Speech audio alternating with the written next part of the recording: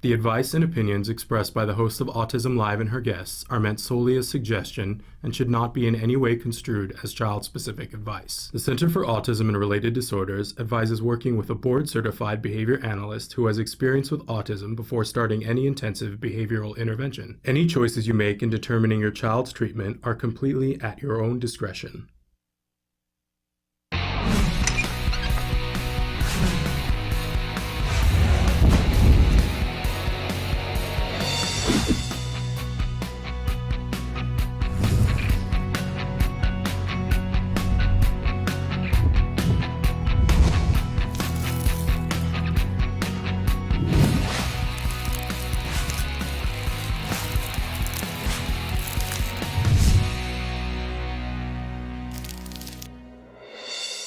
Good morning and welcome to Autism Live. I'm Shannon Penrod and we're webcasting to you live from the Center for Autism and Related Disorders headquarters in Tarzana, California. I have this desire, we have to do one of two things. We either have to change that opening or I have to go back to dyeing my hair. And I really don't want to go back to dyeing my hair, but I don't look like that woman anymore. I just was looking at it and going, what is that? In any case, you know, I've always said if this ever becomes about my hair, then we're not doing it right, because we are here for the next 2 hours live to talk to you about autism from a 360-degree perspective, which has nothing to do with my hair. Thank goodness it has nothing to do with my hair. In any case, we have so much to talk about, and I'm so looking forward to talking about it with you, because this entire show is meant to be interactive. We want you to participate with us. We want you to be a part of the conversation. In fact, really, we want you to drive the conversation. And there are lots of ways for you to do that. My good friend Kelby is going to show you all the different ways that you can be communicating with us and watching the show, because there's lots of different ways to participate, lots of different ways to get this information. So while you're looking at the different ways that you can see the show and talk to us, I will remind you that our homepage is autism-live.com. When you go there, so many things to do. We hope that you'll take advantage of everything that's available on the page, but really at the heart of it, you know, it looks like a desktop. I love the design of it.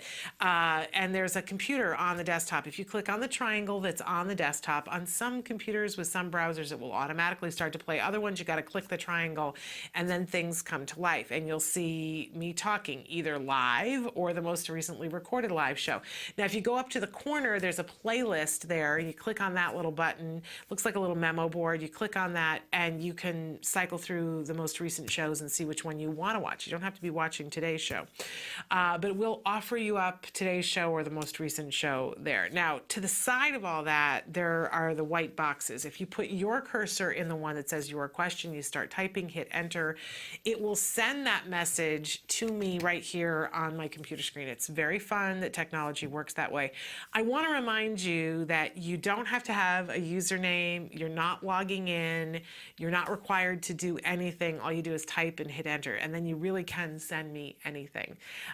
We don't know who you are. We don't even know where you are. We don't get anything other than what you sent. Now, that's great because we wanted it to be anonymous. We wanted you to be able to feel like you had a safe place. You know, I'm a former teacher. I don't believe that there are any stupid questions ever. But sometimes, you know, you have to protect your anonymity or your child's anonymity, and you don't want everybody to know who you are, where you are. I totally get that. So we wanted this to be anonymous. Now, the bad part is that we don't know where you are or who you are. So if you send something and it's an off hours, I don't have a way of getting back to you unless it's in this format. You can always include private information in this transmission to us, which we will not share with the audience at home. I have the choice of putting it up on the board for everybody to see or not. So if you hear me reading a question and I don't post it, that's why, because sometimes there's private information in it that I don't want to share with the world. In any case, we hope to be able to have a conversation with you. That's really what it's all about. We have just such an exciting week for you with a great many experts. I do like to remind you at the start of the show that while we have experts on the show, I'm not one of them. Let's be very clear about that up front. I am a parent. My son was diagnosed with autism at the age of 2.5. I am a former teacher, former classroom teacher, former college professor as well. Done both, taught junior high and high school and college. But first and foremost, I am a mom, and I have such a desire to learn what I need to know to be the best possible mom I can be to a wonderful 11 and a half year old now, excuse me. Yeah, I'm like just staring down the barrel of the teen years. Don't remind me. But I have to tell you that on the first day that we were diagnosed with autism, what I knew about autism was frightening.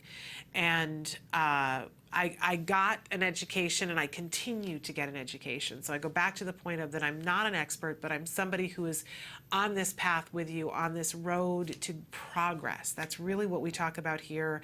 That's what the focus is, of how we can do what we need to do to get to progress. And it really doesn't matter whether you're a parent, teacher, practitioner, or you yourself are the individual who's on the autism spectrum, or if you're an extended family member, you're an aunt or an uncle, and you want to know, what can I do to be able to help this individual that I care about with autism? We want to be able to help you, whatever your place in this community is, to get to that progress. That's really what it's about. I know I got some help at the right moment, and I don't know where we would be if I didn't. So we want to be able to help you as best that we can. I will be honest with you, our viewership is growing exponentially.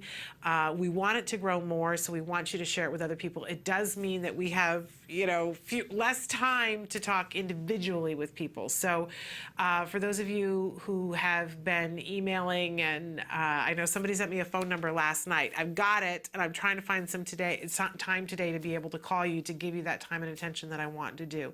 And you can send me a phone number. Just be patient with me, because I'm just one person. I'm just one gal, right? But I want to help you. I want to be able to help everybody that I can, and I want you to be able to help yourself. So having said all that, we like to get started every morning with something we fondly refer to as the jargon of the day. This is the time of day when we take on one word, one phrase, one acronym. We try to make sense of it so that we know how to use these terms to our benefit. Really excited that you guys, earlier last year, we had a couple of our viewers say, hey, you need to we cut out highlights from the show and post them on YouTube, and they asked specifically for the jargon, and you guys have responded overwhelmingly to this, so we trudge on. Okay, today's jargon term: pragmatic speech. Now, this is a game changer. Let's take a look at what our actual definition is here. Pragmatic speech: utilizing and changing verbal and nonverbal language, as well as following often unspoken rules to communicate and understand others. Okay. That sounds great, and I understand the gist of it, but as a parent, I want to know, what does this mean for my child? As a teacher, I want to know, what does this actually break down to for a student? So let's go to our working definition here. Working definition: pragmatic speech is being able to follow the social rules of everyday communication. Pragmatic speech, so often we talk to parents and we say, what services are you getting? Because they'll say, oh, I have a 5-year-old. Okay, what services are you getting? Because that's, it all comes down to that. Are you getting good quality ABA? If they're 5 years old, they're probably in the school system already. And usually here in the United States, it's very common for a school district to offer OT services, occupational therapy services, which when you're first starting out, you go, he's 3, why do I need OT services? But then we find out, oh, well, OT means that we're going to be working on, the grasp so that they can eventually write, and we're going to work on other things that are useful in a classroom. And then we talk about speech. They've got some speech time that they do. And a lot of times you guys have been writing in saying, well, should we be doing the speech? They get pulled out of class to do this, or should we give up our ABA hours to spend time on speech, not really understanding what's going on. And depending on what the speech is offered by your speech and language pathologist, a lot of times you're getting the mechanics of it, working on diction and being able to pronounce words, which is crucial, right? Let's not underestimate the importance of that, because if we have a child who's late to communicating, sometimes the vocal motor stuff isn't working, and they need to be able to articulate enough to be understood. Because if you say, I want blah, blah, blah, blah, and nobody understands what you're saying, you're not going to get the reward, which means you don't work hard to be able to speak. So that portion of speech is important. Let's not minimize it, right? But it can be worked on in lots of different settings. But a lot of times what happens is the child gets their diction under control, and then the school says, that's it for the speech. There's no more speech in the IEP. And that's why I wanted to talk about pragmatic speech today, because we have the ability as a parent to ask, can we now focus on pragmatic speech? Because you can have the best diction in the world, but if you don't understand how to use language and how to change your language based on the circumstances, you're not going to get very far with your communication. And that's what pragmatic speech does. Think of it as the social skill area of speech. It's when we marry all of the social rules, and this is how you behave in this circumstance, and this is what you do in this circumstance, and we marry that with our ability to communicate. And what we get when kids understand the rules of pragmatic speech, we get kids who fly. So pragmatic speech, really, really important. It is something that you can ask for. It is something that you can include in your speech services. And if you've already given up speech services, don't be afraid at the IEP table to ask for pragmatic speech goals. And once the goals are in the IEP, then they have to get somebody to implement it. This is getting to the good stuff, which we always talk about, pragmatic speech. I will tell you on the side just a little story. This is how important pragmatic speech is. My son had a group that he was in when he was very young, and they had some interns that were coming in to work with the group, and it was a group that was supposed to be working on speech, right? And so there was an intern that was there and working with my son, and always before they would come in and the group would come in, they would eat their lunch, and then they would play a game, and the teacher would say, what do you want to play? And there would be a discussion, and then they would decide together. Well, the intern was taking over and said to my son, we're not going to play a game today. My son had just come in off the playground and came in and looked at the speech teacher, and she said, we're not going to play a game today. And he looked up at her and he goes, well, that's weak. And he got in trouble because it was inappropriate. You don't talk to a teacher, even if it's an intern, in that way. I argued, though, that it was a teaching moment because this was him breaking a rule, but he's in a speech class, so we need to not punish him because they wanted some punishment. And I was like, no, we're not going to punish that. He used speech inappropriately. Let's not punish speech. We worked so hard to get it. But it was one of those things where it was dicey for everybody, but all it was that he didn't understand the rules and he needed to be taught those. It's a teaching moment. We turned it around and it all worked out well.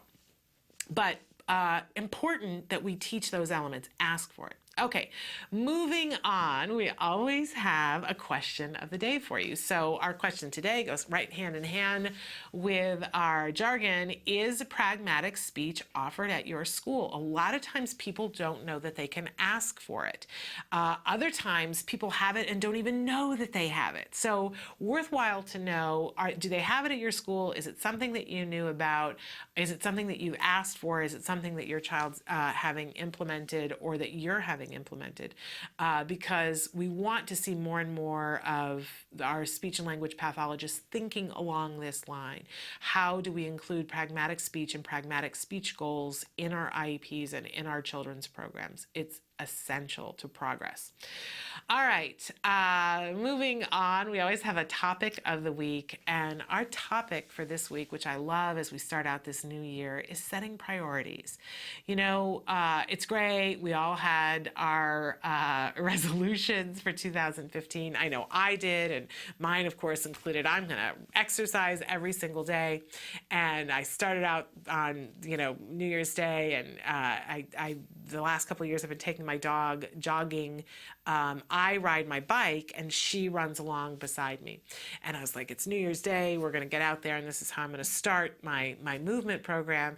And I don't know what happened, but we were going pretty fast and my dog suddenly stopped. I don't know whether she saw a Christmas decoration that spooked her or whether she stepped on something that she hurt her paw, but she stopped dead and I went flying over the handlebars of my bike and banged myself up really good. And I'm still sore and recovering from it. And it meant that while that continues to be a priority that I've got to exercise, I had to say, look, this has to take a back seat over healing. And it really, for me, was a metaphor for everything that we do, especially once autism comes to live at our house, that we have to set priorities. So we're going to be talking about that this week, and in every sense, how we set priorities for our IEP, how we set priorities for our children's programs, how we set priorities for how our house runs, how we set priorities for how we de-stress, and when your kitchen's on fire, what do you pick first, right? So we'll be talking about that all this week, and we want you guys to be writing in and telling us how you set priorities and how you're struggling with it, because we all do. We all struggle with the setting priorities, and we've got a little setting priorities 101 for you later on the show, for you and for me, because I need it as much as anybody. All right, and to that end, I'm so excited about our guests today, because when you talk about setting priorities, we've got two amazing guests talking about two amazing workshops today.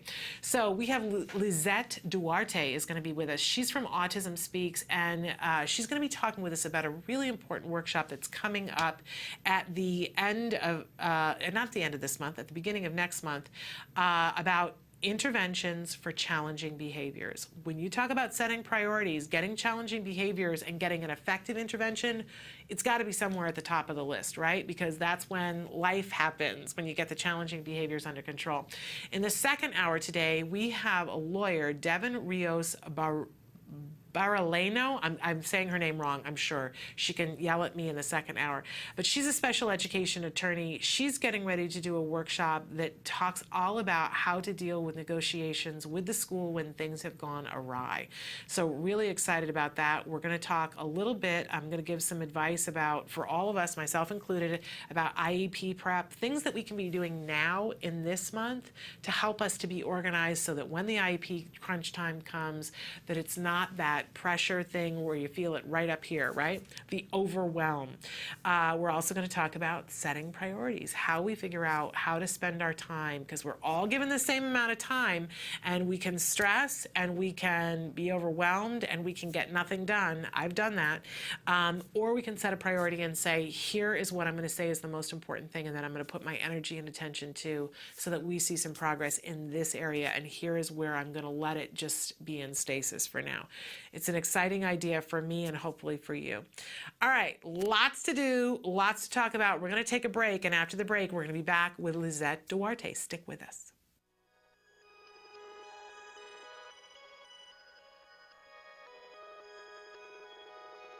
When Maddie was diagnosed, I'll be honest, I was very ignorant on what autism was. I knew that autism was basically something that hit boys at the age of 2 to 3 and shut down.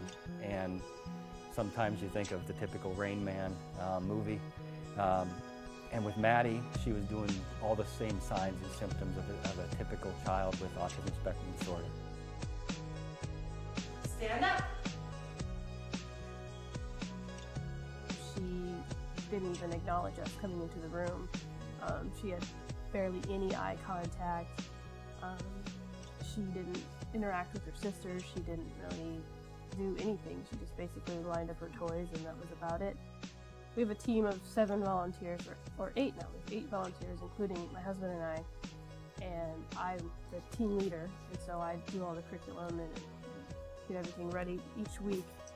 Jana was downstairs until 11 o'clock at night working on curriculum, going through 2 different textbooks. And then we, as a group, meet on Monday nights, and we would go through what the curriculum was from Jana. And a lot of times we would go, well, how exactly do you do that? How do you sit her at the table and do this trial base? What Skills has done for us, it's taken that away from Jana trying to figure out the curriculum for one. She can go down, or even our laptop, and she can sit down, and through all these questions, it comes up with the different programs. At least for me, it was a relief off my shoulders. I was worried that I might be missing something, missing a curriculum that maybe she needs to know, where the Skills, they have every possible thing your child needs to know from 0 to 7. They have a program for that. What noise is this? Good job! Every program that we did with her, I knew it was specific for what she needed to learn. Because before Skills, it was a lot of okay, well, is that really age appropriate for a 2-year-old? You know, because it's not generalized. It's anywhere from 0 to 7. This is what your child needs to know in most manuals you'll find. But for this, okay, yep, she should be learning this. And no, she's not 4 yet. She doesn't need to know that yet. We are so fortunate that Jana was able to attend a conference put on by CARD that opened the door for skills, and that there's no looking back for us. We started using the program in November, and it seemed like by January something just clicked, and she has completely kind of came out of her fog that she was in for quite a while. I have never read a documented case on any child that has not benefited anything from applied behavior analysis, and now with this new skills and being, you know, like the E version of ABA, I can't imagine it doing anything harmful to their child. It's nothing but exponential growth for us. To see her now, it just blows us away. I mean, we call her our little miracle child because in 7 months' time, she's just blossomed into this normal, functioning child. And suddenly, we joke about it all the time, like suddenly we have twins. If you're even thinking about doing it, do it. Because the absolute worst thing you can do is do nothing at all. And even if you use this program and it's just a single mom or a single dad working in the evenings with their child, this program is going to benefit them. It's going to show you where they are, it's going to show you where they need to go, and it's going to show you what skills and how to get there. It is an online book on how to help recover your child.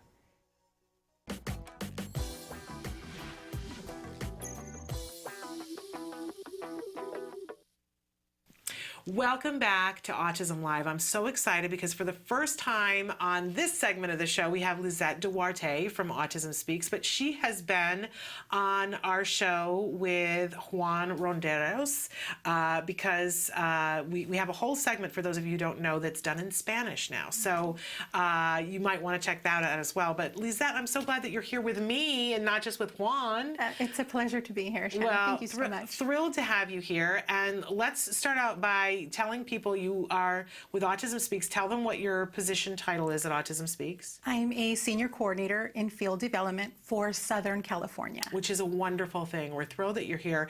And we asked you specifically to come today to talk about a really wonderful workshop that Autism Speaks is co-hosting with the Vista Del Mar Child and Family Services here in Southern California. I mentioned before the break that we were going to be coming back and talking about the workshop is entitled Interventions for Challenging Behaviors of Autism. Could we possibly need anything more than this workshop? Pretty amazing title. You've got some amazing presenters who are going to be there. Tell the folks at home what they can expect on the day of. Well, I want to start off by saying that we're pleased to share that we're going to make this workshop accessible. It will be translated in Spanish. So for those families who, you know, language is a barrier, we're trying to make it accessible. So I'll start with that. That's wonderful. I also want to mention that, you know, I'm fairly certain that there is no cost for this. Is that correct? Totally free event? Correct. So this is completely free, and it's intended for parents or professionals, anybody who wants to learn more about, you know, challenging behaviors and interventions for that. Okay, so this is happening on Sunday, February 8th of this year. It's at the Vista Del Mar Family and Child Services at 320 Motor Avenue in Los Angeles. It's from 9:45 to 12:30. Tell us about some of the speakers that are going to be there, the presenters. Okay, well, we have an excellent panel, professionals in the field. We have Dr. Susan Schmidt-Lacker, who is a doctor. Yes. She is also a professor, and she is a director at Vista Del Mar. And we also have she's not a doctor. It's Sue Trautman, and she's an occupational therapist. Amazing. Yes. You have Dr. Esther Hess, who's there. I'm just filling in because we got to go to break here. But a long list, and I recognize Nikki McCrory, who is also going to be there from McCrory Pediatric Services. So an amazing day that you guys have lined up. It's free, and you're going to be talking about interventions for those challenging behaviors. I don't don't want to forget to say that if you should RSVP, is that correct? Correct. And the place to do that is, all I have is a phone number. Is there an email that they want to RSVP to, or the phone number? You can send an email to losangeles@autismspeaks.org. And that's where you want to RSVP to. Yes. Okay, so make sure that you RSVP to that. We're going to take a break, and when we come back, we're going to talk about why you want to go to a workshop for interventions for challenging behavior and how life-changing it can be for you. So stick with us. We're going to be right back with Lisette Duarte.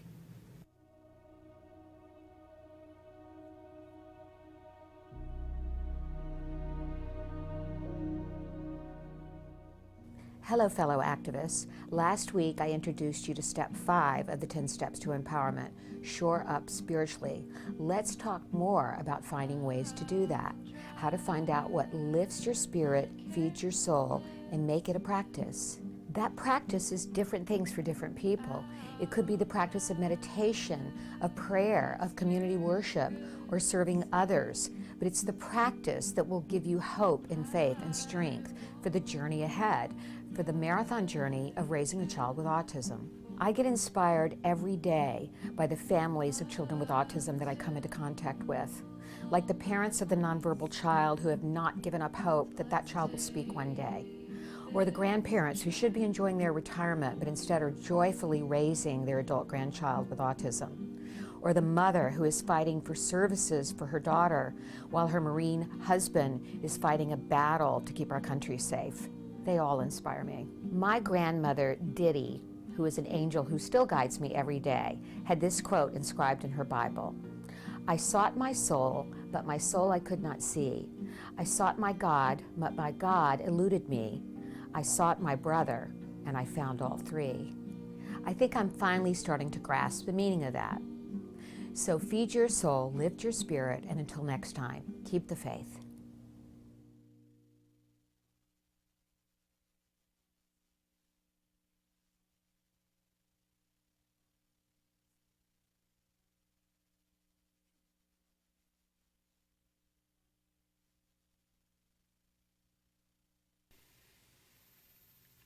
Welcome back to Autism Live. We are here with our very special guest, Lisette Duarte from Autism Speaks. We're talking about a workshop that they have coming up at the Vista Del Mar Child and Family Services. It's coming up on Sunday, February 8th, 2015.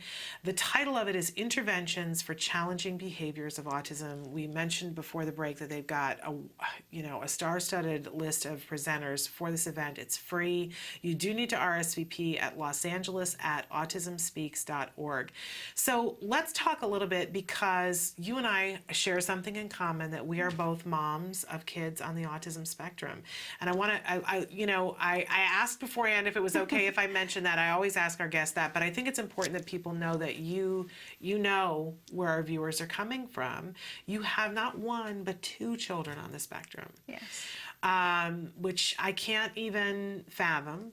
And you're relatively new to this community, and yet here you are already moving and shaking and making a difference for your kids and for everybody else's kids. So this is a dynamic woman sitting here. So I say to you, interventions for challenging behaviors of autism, could there be a more important topic for our families? For me, it starts and ends with this. And yet so many families, I don't know if you've encountered this, so many families will meet and they've gotten used to a behavior. They've gotten used to something. They say, well, my child tantrums, as if that's just how it's going to be forever. There's some sort of acceptance that people come to, well, my child hits, or he bites, or he throws things, or she throws things, or, she won't sleep. All of these different things that happen, and it's sort of like a forced psychosis, I think, for the parents sometimes, that we get so tired and so beaten down that we think this is what the rest of our lives is going to be. So maybe talk a little bit about the inspiration for doing this and what you hope to accomplish. Well, as you said, you hit a lot of very key points. As parents, those behaviors can become overwhelming. We don't know where to start. We don't know what to do. And sometimes accessibility to be able to participate is extremely difficult. Yeah. So we've made this a very short but very planned out workshop, and we're looking at it from an occupational therapist standpoint, from a speech and language pathologist standpoint. We have a medical doctor, a psychologist, and so we're trying to cover the whole gamut of what those behaviors can look like. And you've got a behaviorist there too. You've got a BCBA. So I love that it is that scope of all the people that would be involved if you had the ideal circumstances. To give you support about interventions that work. And I think that that's really what's key here, is that, people need to understand that there are interventions that are effective, that we can turn challenging behavior around. So you've put together almost a dream team of people to support. So for a family that's thinking about coming to this, what kinds of topics do you think, will there be an opportunity for them to ask specific questions, or are they going to, segment it into the different things? How will this work? So there will be a very short PowerPoint presentation. The presenters are completely willing to stay after and speak to parents and answer questions. Sometimes, there are some really specific things that parents, want to know. Can this behavior be addressed? What can I do to help my child? Who can I turn to? And so, we're very fortunate that we have really, excellent speakers that are experts in their field that are prepared to answer questions. Yeah, and it's being moderated by Mark Woodsmall, who is an amazing gentleman. Yes. I don't know how we have not managed to have him on the show, and we need to have him on the show as soon as we can. But I know that he will do a wonderful job of making sure that the parents get to, be heard in what they want to hear about specifically. But I think too, looking back, I don't know from your perspective as a parent, but I remember the moment in which I thought, oh my gosh, we can change the way things are going, and how empowering that was. And I didn't necessarily know, I still don't necessarily know how to change every challenging behavior that may come up in my son's life, but that empowerment of knowing I can change something was huge. Have you experienced that in your life? Absolutely. There were not too many behaviors because, my children are verbal, they're higher functioning, but the level of support and care and the journey is all the same. Yeah. And so I was very fortunate that I was able to utilize a lot of community resources because they received their diagnosis so late and it was challenging, and they've only been with the regional center for a year. But I've been in this field for about 10 years now. Okay. And so I was able to tie into those generic supports to be able to help. But definitely working with my psychologist, working with a one-on-one in school, the structure was critical for both of my children. It still is. And I know you're really committed to helping all of our kids, but with a special consideration for our families that are, what we call our underserved populations. People who maybe English isn't the first language, whether it's that they speak Spanish or something else. But we have areas in our community that are terribly underserved. Do you feel like, I feel like this is going a long way to help, but at this moment in time, do you feel like those underserved populations understand how much can be accomplished by getting involved in those services, or do we still have work to be done there? There is a lot of work to be done, and you're absolutely right. Working with the low-income minorities of color is something that I have been working on for the past 6 years. And because I'm one of these families, I'm a minority, and I have a lot of challenges with my children, but there is a lot of work to be done. And I'm really happy to share that Autism Speaks has really focused a lot of efforts to be able to make more of an effort to be in these communities of color. Yeah. So we are expanding to be able to be in South LA, in Northeast LA, in East LA, Rancho Cucamonga, San Bernardino. We are trying to cover all of the areas where families need this critical information. Yeah, and we also have the autism response team that are bilingual operators that are there to help families based on their geographical areas. So resources in their community is what we tie them into. And I so love that you're here in Southern California making such a big difference, but I want our families that are all across the world to know that, you know, it doesn't just stop there, that Autism Speaks is, and a lot of organizations are working on helping to get to those families, because for me, you know, sometimes I feel like the callousness with which if we turn away, it's like throwing away a child, throwing away their entire life. We know how important those early supports are, those early services.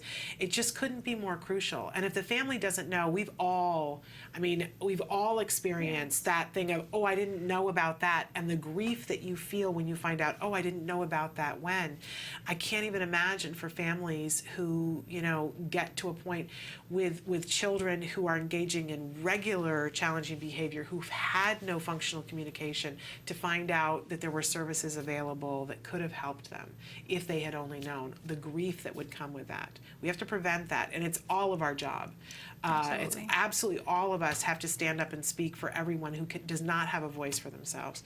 So I'm glad that you're at the helm of that here in Southern California and leading the way and making a difference. And I think that this workshop is a great idea. We love our friends at Vista Del Mar Child and Family Services. I think this is a wonderful, wonderful event, and I love that it's free.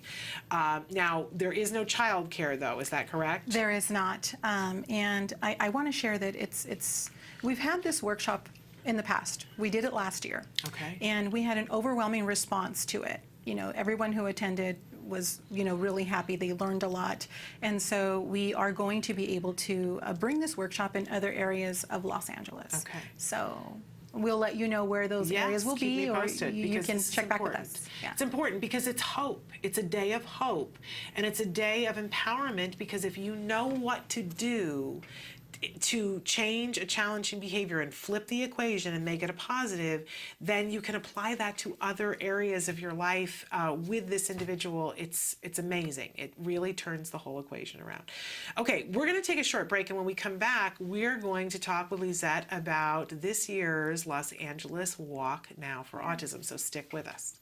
Hi, welcome to Camp Discovery, a free-to-play suite of fun, interactive learning games for kids 2 and up. Designed by experts in autism, Camp Discovery will open your early learner to a world of new skills, shapes, numbers, colors, locations, emotions, and more. Let's get started. Please choose a level. Objects. First, Camp Discovery's Intelligent Preference Assessment determines your child's preferred reward for choosing correctly. Okay, got it. Let's play. Camp Discovery creates a motivating learning environment for your child by minimizing incorrect responses and maximizing successful ones. Find the shoes. Respond correctly and your child is rewarded with their favorite animations. You did it. Respond incorrectly and our unique prompting system guides your child to the correct answer by making it the largest choice. That's not it. Try again. Way to go. Continue to answer correctly and the size gradually reduces until the child makes the correct choice independently. You win. Success! Rewards motivate learning. Complete a round and your child is rewarded with a fun mini-game. Track your child's progress with easy-to-read graphs. Multiple settings options allow you to customize Camp Discovery to your child's unique needs. All this in one single app, the Camp Discovery app, available for free on iTunes, Google Play, and Amazon Store. Welcome back to Autism Live. Excuse me, I'm like choking here. But we are here with our fabulous guest, Lisette Duarte. She's from Autism Speaks. And I think this is the first time that we're announcing this date on this year's show. Every year there is the largest walk, I think, in the world. In the nation. In the nation, okay.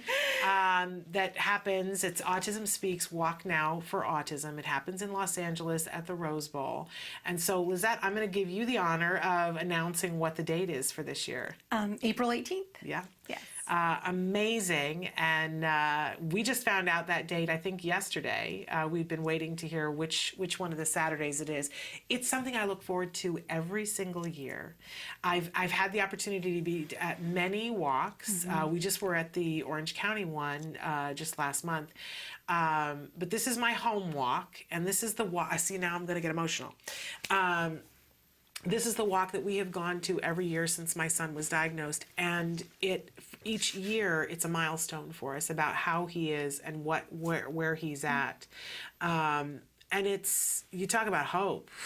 It's an amazing event. Now, I imagine you've been to this particular walk before. I have. I actually have 5 nephews that have an autism diagnosis as well. Wow. So as a family, we've done it. But last year was my first year actually having, Team Duarte for both of my kids. And so wow. it's an amazing, empowering day. I love it. Yeah, it is. And there's so much to do at the LA Walk. And I tell people, look, if you are getting ready to take a vacation and you're thinking of coming to partake in all the many things that there are to do in Los Angeles, come during April and come during this time. It's so worthwhile to come and go to this particular walk. The resource fair in and of itself is a thing to do. You could come and just do the resource fair. There have been years where I couldn't do the walk because my son couldn't handle it. Like maybe we walked 10 feet and then that was it. But we did the resource fair and it upped our autism game because everyone is there. Anything that you would ever want to know about autism, any service that you want to have more information about, whether it's that you want to get a companion dog or a service dog, or you want to find out about an OT service, or you need a lawyer, everyone is there. Everyone is there, and they with an open heart and wanting to talk to you. It's set up so that you can have conversations with people at their individual booths. But just to see that many people together for one purpose, on the same page for one day, is worth it. 50,000 walkers. I think it's going to be a lot more than that this year. I got to be honest with you. I think you're going to have a record-breaking year. The time is right. It grows leaps and bounds every year. I think this year is going to be the same. Millions of dollars raised at this event. So important, but and I don't want to poo-poo that the money is important, but the hope that you get from it, I think, is equally as important. I agree. It recharges the batteries. It is. And we have a stellar team. I mean, we have excellent volunteers. We have a wonderful committee for Los Angeles. All of our walks in Southern California are special. I've been to all of them now. And we have a director, Jennifer Jones. She's been on here before, and she is amazing, and she is on fire with this walk. I'm sure. I'm excited for her, and I'm excited for all of us. But again, it's tremendous. I think, too, there is something about autism that it's easy to get insular, to stay at home. I regret that I never asked friends and family to be part of a team. I never, ever have done that. A lot of times I was at the walk working and representing other things, but I encourage people to do that, because what happens when you do that is that your friends and family want a way to support you, first of all. I found other ways to do it, but they want a way to support you. And when they come to the event, they will get an education. You may not be able to tell them all the things that you have gone through, but they will get an education, and you will see the spectrum there. And there is something about it. You will see individuals who are doing better than your child, and that's humbling. It's also motivational. You will see children and adults that are there that didn't get the services that your child got. Yes. And it reminds you of how grateful and how diligent you have to be to use what you've been given.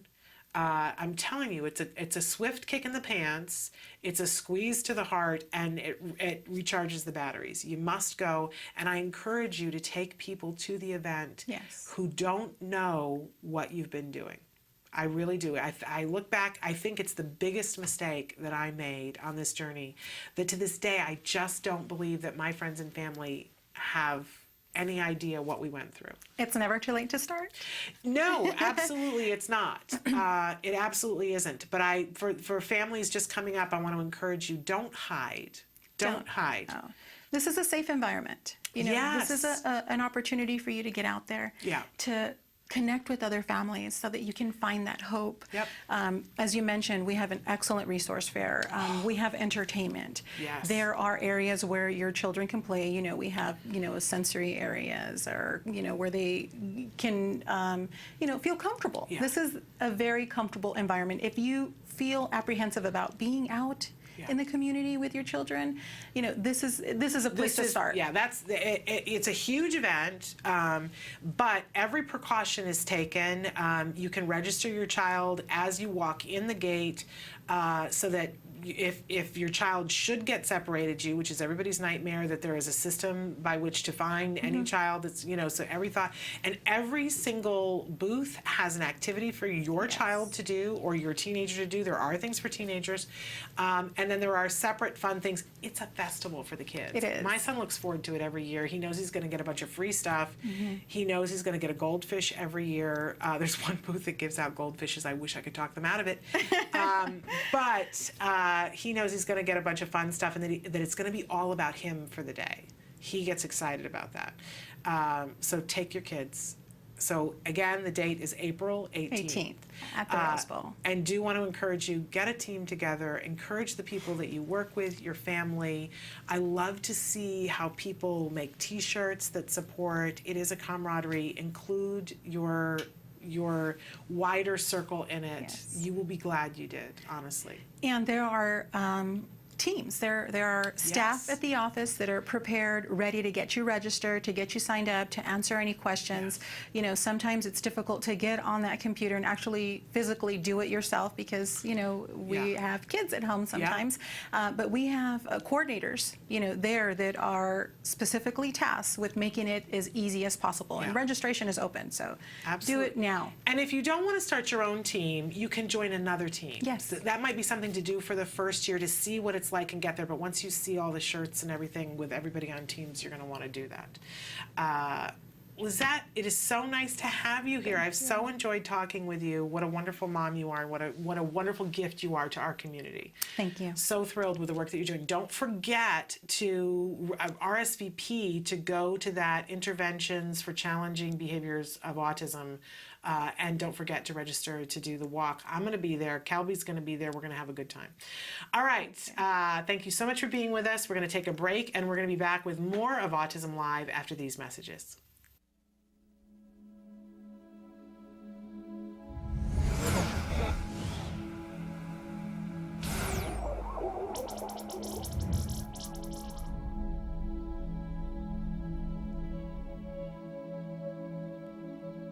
Nick was diagnosed with autism in 1994 at the age of 4.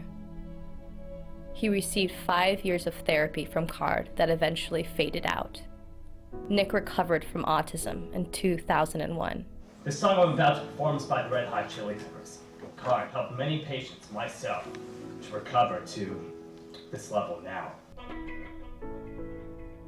Cheryl and Mike's son, Jack Riley, was diagnosed with autism in 2010 at age 2. He's been receiving therapy from CARD for a year and a half. Today, Cheryl, Mike, and Nick meet for the first time. I'm curious as to what you remember. I certainly remember pretty long sessions, and I'd be frustrated if I would make mistakes. I remember one time I had to count a row of 6 blocks, kept messing up. That was really difficult. No. I need it. I need it. At what point do you recall hearing the word autism?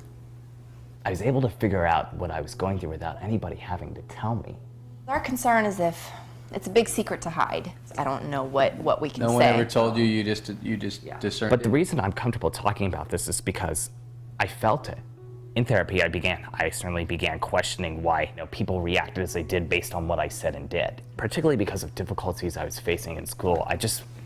It got to a point where I wanted to understand why it was. So I entered while still going through therapy and still showing significant signs of the mental condition. Even after I'd improved to a significant extent, there were those who still gave me a hard time for it. Did it hurt your feelings when you were in school, the way that kids... Oh, absolutely, because it was bullying, it was harassment. That scares us. They called me names. I was basically, when it came to sports and PE, I was usually the last kid chosen. Did teachers intervene? Fortunately, not really. It was just so hard for me to talk about it because of how ashamed I felt. Certainly the first few years of elementary school, I don't think I really had the most supportive teachers. I remember my mom told me how my first grade teacher once said that she thought I had no chance of getting anywhere. And going away to college and out of state and being the only person from my old school district has made a difference. It's just really improved my social life tremendously because I got to be me, because with nobody knowing about my past, I wasn't faced with these misconceptions and prejudgments. Do you tell people, new people that you meet? No, that's not the first thing I will ever No, I would tell hope it's not the and first thing. You know what? In most cases, I never do, because while it's a part of my past, it doesn't define who I am. I mean, just thinking back to the very beginning, pretty much each episode, autism, what, not who. I want to tell you right now, though, I'm so impressed with you. Likewise. I want you to know that. Likewise. I mean, your son really inspires me just as much, because I'll tell you, anytime I adore him, but I'd be lying if I said it wasn't challenging. I mean, it's cost me the stuff that like career things, goals. I don't care about those anymore. I work at night. I'm tending bar. Not that I'm too good for that. I'm just saying that's what I do. I want him to have a chance. Right. And you inspire me now. Thank you. The feeling goes both ways. The feeling's mutual. Before you leave today, we would like you to meet Jack. I would love to. This is Nick. Hi, Nick. Hey, Jack Riley. All right, should we try this? I'm gonna try to take a picture of all of you. 1, 2, and 3. Jack Riley, you rock.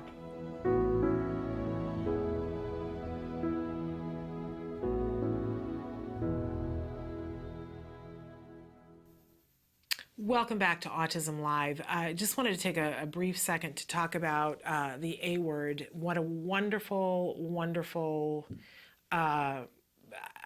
addition to our show. And I particularly love this episode because I know how life-changing it can be for a family when you meet a young person who is on the autism spectrum who is having a wonderful life. And the value of that. And I remember the first time that I was someplace, I was actually at a conference, and I walked up to a booth, and it was actually a booth for skills, now that I'm remembering that. And I was talking to the guy who was working at the booth, who I had met briefly for 1 second when Skills was unveiled. And so I was having a conversation with him, and he introduced me to this other guy who was standing there, and I started talking to this young man, and he was talking to me about Skills, and had I tried it yet? And I said, no, I haven't tried it yet, but I've seen a little bit of it, and I'm excited about it. And so he's having this whole conversation with me, and we then branched into, as you do, standing at a booth with somebody, we just started talking about something else, and just had this lovely conversation with this young man. And I walked away and thought nothing of it because, I just had an interaction with these two gentlemen. And it was later on in the day that I was talking to the first gentleman, and he said, you know who that is, right? And I said, well, I know I met him. And he said, did you know that he was diagnosed with rather severe autism as a child? Did you know that he is a recovered kid? And I said, what you talking about, Willis? In all seriousness, I was like dumbfounded. I said, no, I'm talking about, you're talking about the person that I stood and talked with you at the booth? And he said, yeah, he's a recovered kid. And then I went, out of my way, and I went back to have another conversation with him. And now I'm on the lookout, right? I want to see what it is. And, look, here's the thing. All of us have our own quirks, right?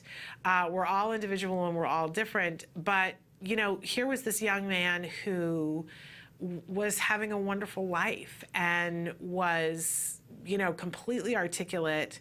And if somebody hadn't said anything to me, I wouldn't even have been looking for quirks because, he just was delightful. And I went home that day, and there was a whole bunch of things talked about at that conference that I was excited about, not the least of which was Skills. I didn't talk about anything with that when I got home and was talking to my husband. I said, I met this guy, and you've got to meet him. and how exciting it is and how life-changing it is to meet someone to know what's possible. And he was like, okay, all right, well, you know, that's cool, that's wonderful, and great. And I think this was like in the early spring, like this might have been in March.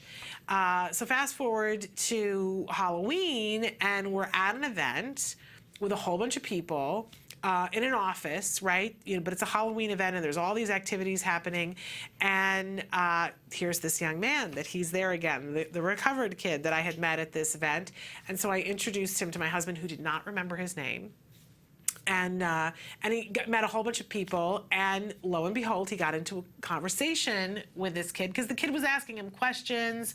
And so my husband is having a conversation with this young man back and forth, and I'm watching the whole thing. And I can tell that my husband has no idea who it is that he's talking to. And eventually, you know, something else happened, and we moved to a different place. And I nudged my husband, and I said, you know who that is?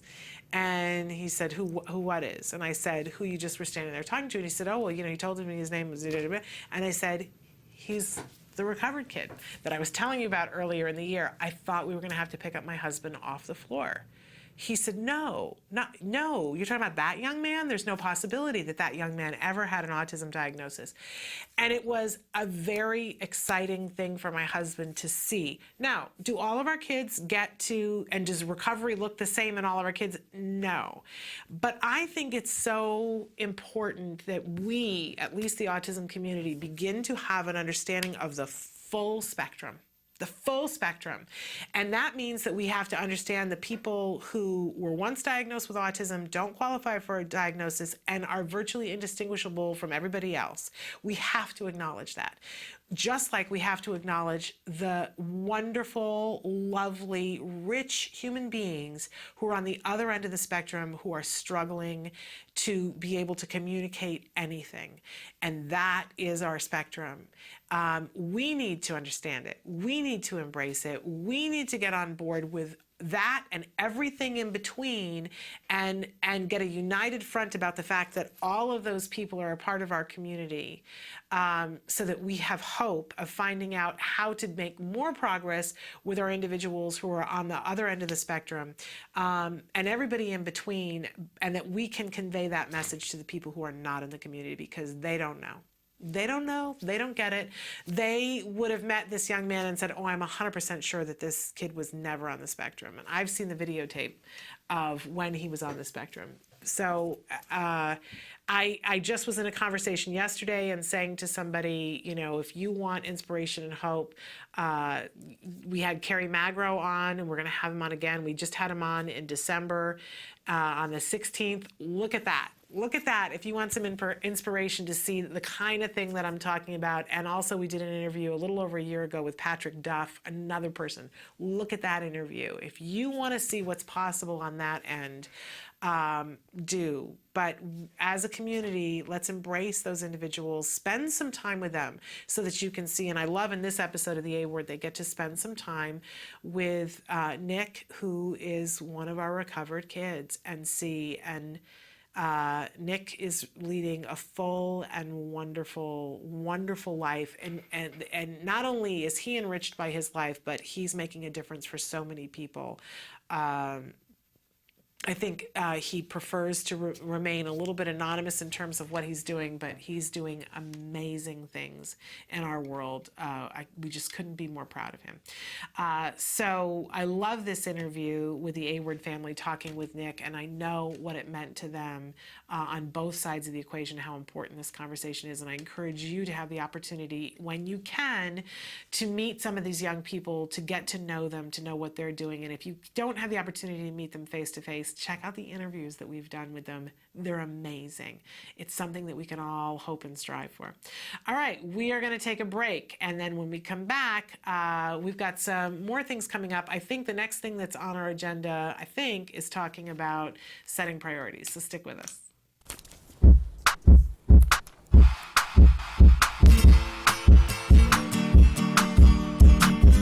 Hi guys, welcome back to Smarty.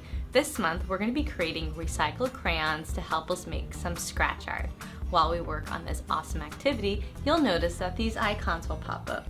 These icons tell you important information about the skills we're using and where to find them on the skills program. Skills is an ABA-based online tool that helps parents create curriculum for their children that are on the autism spectrum. And if you're already a skills user, you're going to get the most out of this fun activity. Well, let's get started. Materials you'll be needing are old crayons, muffin tins, white cardstock, painter's tape, paintbrush, black tempera paint, laundry detergent, shallow bowls, and some barbecue skewers. Inevitably, anytime my niece comes over and we draw, we end up with a bunch of broken crayons.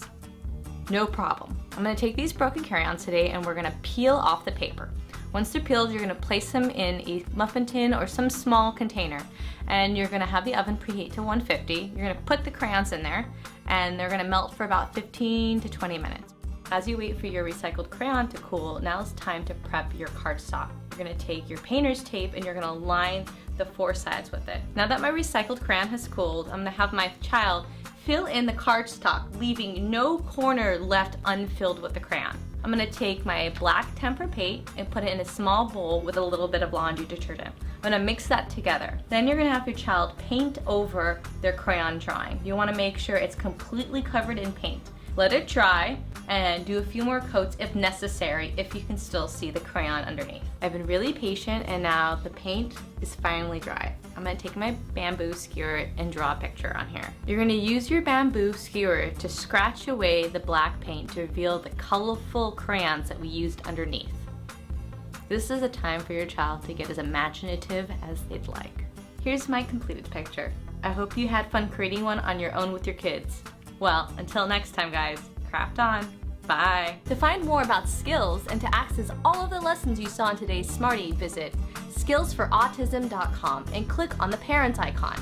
Skills, the online autism solution. Welcome back to In the News. We have some important things to catch up on. I always like to give you a little soupçon of something maybe not so positive and then definitely something positive. So hang in with me. That big story that is all over the news yesterday and today, that autism signs may be missed in short checkups. Now, this is following up last week's report about how a Danish study that came out and said, oh, it looks like the vast majority of the cases of autism and the increase of autism is just due to new criteria and better diagnostic criteria. Now we're hearing that there may be a lot of autism cases that are not being diagnosed because doctors aren't screening properly for them. So you kind of have to balance, right? We all know when you go to a pediatrician that it's rare for you to have more than 10 to 20 minutes with a pediatrician unless you specifically have asked a developmental pediatrician to evaluate your child for autism spectrum disorder. Typically you go in and once a year your doctor will spend 10 to 20 minutes, and there are milestones at which when they're at 1 and 2, they're supposed to do certain things with your child to determine, to pre-screen to see if your child needs to be looked at by someone for a longer period of time. And this study is showing that perhaps that is not enough time to pre-screen. And it makes a certain amount of sense for those of us. I know my child was not caught in a screening with a pediatrician. Part of it is that it's a year, the screenings are usually a year apart after you get to be 1 year, and that's too long of a time. And my child did his 1 year screening and was totally fine, and I could guarantee you that I didn't see any sign of autism at 1 year. Then at 2, we had switched to a new pediatrician who hadn't been there for that 1 year milestone, and at 2, she missed it. Which is kind of disturbing to me. So at 2.5, I had to ask for a screening, and we lost some time because I think she could have seen it at 2 if she'd spent a little more time. There is also that the criteria that they ask our children, sometimes it's not specific enough and our children can slide by. In this particular study, that was done, they found that, and this was handled at the University of Utah, and our quote is from Dr. Andrew Aidsman, who is the Chief of Development and Behavioral Pediatrics at Cohen's Children's Medical Center of New York. He says, in this study, the children with autism spectrum disorder were missed because they exhibited typical behavior much of the time during short video segments. And what we find is that children who are on the autism spectrum, you know, there's that criteria that they have to meet, but they can meet that criteria at any time. It doesn't mean that they need to constantly be engaged in that behavior. It just needs to be a problem in their lives. So mom comes in and says, the child's lining up the cars. I can't, you know, he's not speaking. I can't get him to make eye contact, and lists off a bunch of things that would meet the criteria. Doctor in the office sits down and doesn't see enough of those criteria to screen and say we need to go for a further diagnosis, but it's a slice in the child's life. And some of our kids will engage in some typical behavior some of the time, but then can't progress past that repetitive restrictive behavior. It makes it really, really tough to be able to diagnose in 10 to 20 minutes. What they did was they videotaped 2 10-minute segments of children aged 15 to 33 months while they underwent 3 assessments for autism, including the gold standard test, which is the ADOS, the Autism Diagnostic Observation Schedule.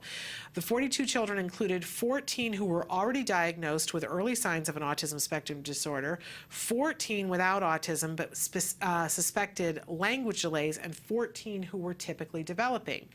Obviously, the people who were doing the testing weren't privy to those numbers, so they didn't know how many that they were looking for. They showed those videos to 2 psychologists who specialize in autism spectrum disorder. The experts rated typical and atypical behaviors observed on those videos to determine whether they felt that the child should be referred to an autism evaluation. About 11% of the autistic children's videos showed atypical behavior, compared to 2% of the typically developing children's video clips.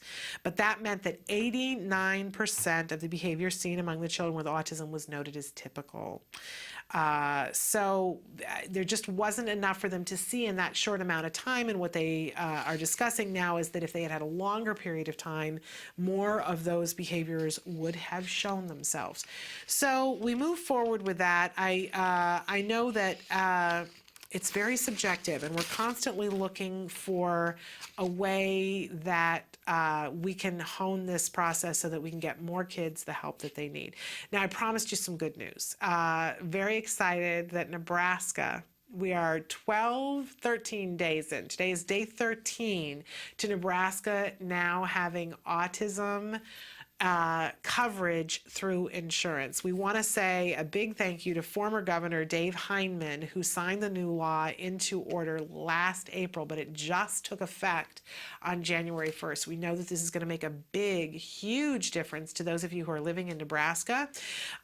They have cautioned that it will be a difficult rollout.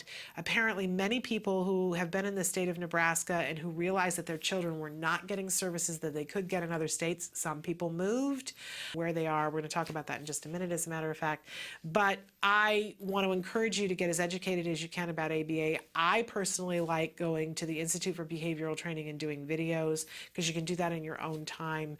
It's a little bit more visual and friendly for me.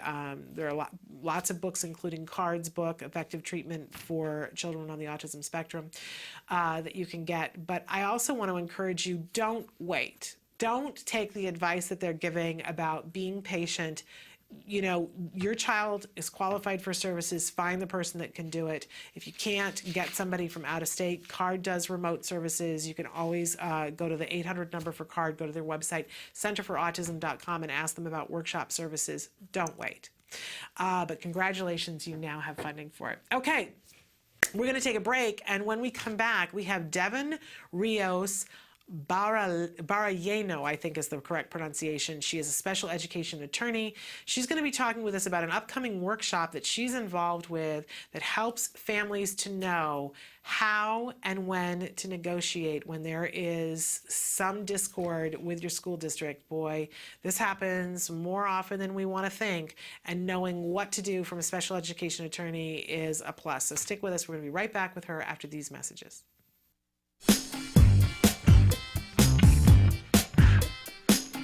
Hi, I'm Ryan with Autism Research Group. We study ways to improve the lives of kids with autism. One of those ways is teaching safety skills, such as what to do if they get lost.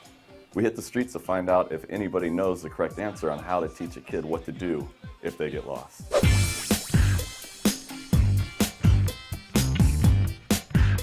You're teaching a child. What to do if they get lost. Yeah, you're trying to make them independent so they have the skills. Gotcha. Okay. Well, give them a compass. Code name's good idea. Centurion. We always have this whistle. Establish some sort of like meeting place. What if they can't find a meeting place? Because sometimes the kids get nervous when they get lost. Yeah. So like a backup plan. Well, like plan B. Yeah, I don't know. No, not really. Let them go and find a new kid. Yeah, I've got a different one. Yeah. There's not much you can do. There is stuff you can do. That's right, there is stuff you can do. In 2012, myself, along with my colleagues, Dr. Jonathan Tarbox and Dr. Adele Nadowski, published a study in the Journal of Applied Behavior Analysis on teaching kids what to do when they get lost. The study demonstrated how 3 simple things, rules, role-playing, and praise, were effective in establishing these help-seeking behaviors. The benefit of this method is it doesn't require the child to have a cell phone or to have to locate a meeting place, which might be difficult if they're in a place like Disneyland. So once again, our method included rules, role-playing, and praise. Let's head back outside and learn about some of these rules. They should yell out loud. Can't find my mom, help me. Maybe yell out and scream for help. All right. Scream really loud. Correct. And if that doesn't work, then I don't know. well, they could seek help from someone. Find an adult. Yeah, go to a vendor, you know, and say I'm lost. Find an adult, like a police officer or a fireman or an employee in the store, and tell them, and maybe they can help you contact your parent. It really is that simple. You don't need to get your kid a cell phone. You don't need to establish a meeting place that they might not be able to find when they're lost and panicking. And you definitely don't need to give them a compass. All your kid has to do is 3 things. First, yell mom or dad real loud. 2, if that doesn't work, find an employee. And then 3rd, tell the employee they're lost. If they can't locate an employee, then tell them to find a mother with children, because that's probably the safest person to approach. I'm not saying that most men are predators, but most predators are men. That is a fact. I've read it in a fortune cookie. All right, so you've gone over the rules with your kid, and you've quizzed them, and they're able to tell you the correct responses so they understand the rules. But is that enough? How do you know they're gonna perform correctly in a real-world setting? You need to get out there and find out if they can actually do it. So you'd go over the rules and tell them, like, do this, do that, but how would you know if they actually knew what to do? If you wanted to shoot a basketball, and I just told you, oh, when you shoot a basketball, do this, this, and this. But never practice. You never practice. Yeah, so it doesn't matter how many times we go over the rules or how well you can repeat them back to me. It's not going to change until you get on the court and practice. Maybe do like a, a little skit with them. Like a role play? Role play, yeah. Your child, you're lost in the toy aisle. Okay. What do you do? I'm an attendant, walking around. I'm lost, I don't know where my mom is. And then once you practice, you just like praise them, give them feedback, like, good job, you did it. Reinforcing it. Yes, this woman wins the prize for best comment. She pointed out the most important part of learning. Reinforcement. Now, in our study, we used praise, but for your kid, you might have to use something else. You might have to buy them a treat, a toy, take them to their favorite restaurant where they can eat unhealthy food and run around and climb through plastic tunnels that have the unmistakable scent of urine, and then play games, spending $20 to get a plastic little spider ring that they will eventually lose in a ball pit. The point is, you need to reward your child for correctly demonstrating what you've been teaching them. Okay, I'm gonna call her. Hello, your child, Ryan is missing. There you go. Woohoo! Yay! So you tested it out I'll in the try. store to make sure I knew it. I had the rules, Yes. we role played it, and you made sure I knew it, and then like you said, good job, and all that. Now we're good to go. We're good to go. All right. Done? High five right there. Yeah. So there you have it. Give your child the rules, get out there and practice, and reward your child for responding correctly. For more information, please visit us online at autismresearchgroup.org. I'm Ryan Bergstrom. Thanks for watching. Yes, ding, no. Yes, this woman wins the first, yes, this woman, yes, this woman wins the best, Yes, this woman wins the first place. Yes, this woman with. Why can't I say woman? Yes, this woman wins. What's the line? Yes! Welcome back to Autism Live. I'm so excited because joining us via Skype for the first time on our show, we have special education attorney Devon Rios Barellano. Now, have I said it right this time, Devon? Barellano. I blew it already. I knew I was going to do that. But wonderful to have you with us. We're so excited that you're here with us today. We've asked you to come today to talk about a very special workshop that you have that's coming up. I want to give you a second to talk about what this workshop is and who might be interested in coming to it. Absolutely. Thank you. And thank you for having me on the show. I'm so excited to be here. So on January 28th, in partnership with the Autism Society at St. Gabriel Long Beach chapter, we're going to be having a workshop on what parents need to know to negotiate when there's a dispute. So what we're going to be talking about essentially is invariably through the process of having a child with an IEP, you're going to have a disagreement at some point. So what we're going to talk about is how do you handle that? Do you do it on your own? Do you try and negotiate an alternative dispute resolution? Do you evaluate options for going to formal due process? Should you do due process on your own without an attorney? Are you ready for it? What kind of evidence do you need? And if you are in a situation where you're going to have a settlement agreement with the district, you need to understand some basic clauses and language that will be standard in pretty much any settlement agreement. So we're going to cover all of that. It's appropriate for any family interested in learning how to resolve the disputes and managing all the pieces associated with negotiating and the overwhelming nature that it can have sometimes. And again, that's happening on the 28th of this month. It's at 7:30, and the location is in Whittier, California. It's 8635 Greenleaf. In Whittier. You don't have to RSVP. We should mention, because it's so important, that this is a totally free event. So it's a wonderful opportunity to go and learn, equip your war chest, find out more information, and do it in a free way. But there won't be childcare. So you do need to make sure that you've made arrangements so that you can be there and be focused. And again, it's at 7:30. The address is 8635 Greenleaf in Whittier, California. And we will, on the video, have an email that you can contact if you have more questions about this. But I have to say, I think, your timing is brilliant because we're just getting ready to get into IEP season, but it's the perfect time for families to up their game and to get information about what to do. And I think what you said is so key, that there's always going to be a moment in which there's a dispute, and knowing how to handle that before you're there is something that's a benefit to everyone. And who better, you are a special education attorney, who better to be leading that? And I applaud you for doing this in conjunction with the Autism Society of Long Beach, Greater Long Beach, and San Gabriel Valley, and also of Orange County. Is that correct? I do believe there is an Autism Society in Orange County. This one is in partnership with Autism Society Long Beach, San Gabriel. Okay, great, San Gabriel. Okay. But we welcome, if people want to attend from Orange County and they can make it that night, wonderful. Okay, and you don't need to RSVP, but again, it's free. Love that. But there is no child care, so don't come and expect that your child will be watched while you're doing that. Better to get a babysitter at home so that you can focus on what's happening. Right. And we try and schedule it in the evening, so hopefully it will be more accommodating for families. I think it's a wonderful thing that you're doing. We're going to take a short break, and then we're going to come back and talk more with our wonderful special education attorney about things that we need to know and why it's so important.